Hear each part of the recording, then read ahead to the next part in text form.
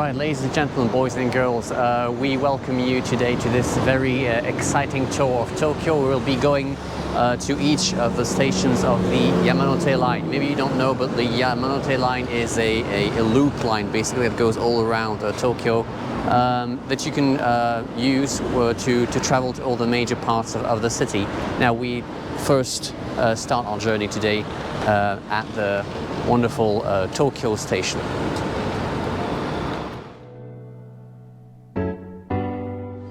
Right guys, so the Tokyo Station has two different entrances. We were at the Yaesu entrance. We will go to the Manuka entrance, or rather exit, and you have only one way to go pass through the station, go from one entrance or exit to another, and that's the pathway we're going to walk to now. So please be careful, there's only one way to go from one exit to another, and here we'll arrive at the quite unique exit. It's called Yamanote.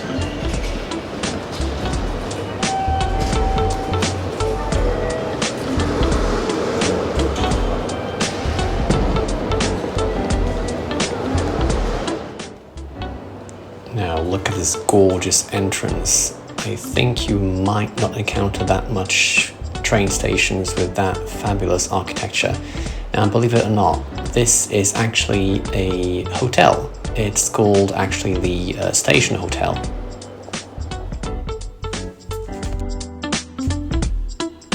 And here we go and exit the station to look around. And here we are on the side where you have all the high rises and where you have lots of big companies having their offices there. Also, this is also the bank quarter, if you will, of Tokyo. So during weekdays, it used to be very crowded with businessmen. And here is the station. As you might see here, this station is built with bricks. Basically, it was built when Japan opened to the world.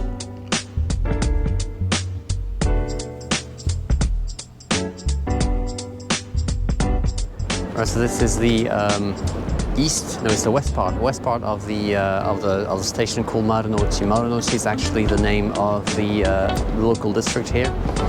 So that's actually the station of Tokyo Station.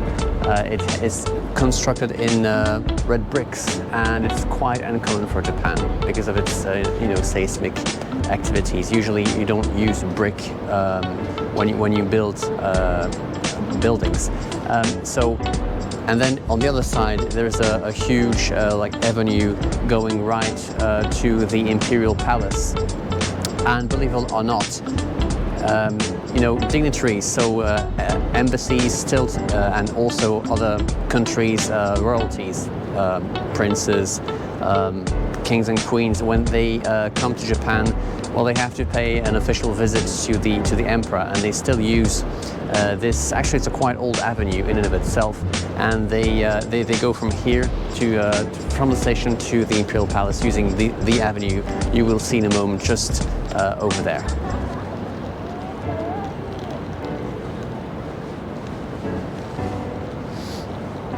Now it's a bit cloudy today, so you might not see it, but usually you can see the gardens surrounding the Imperial Palace. Basically, that's the whole avenue.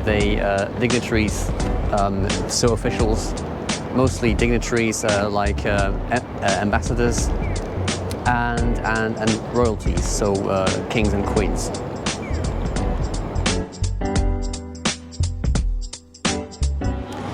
And here we are, guys, at Yurakucho Station. So it's the next station just after Tokyo, going towards Shinjuku.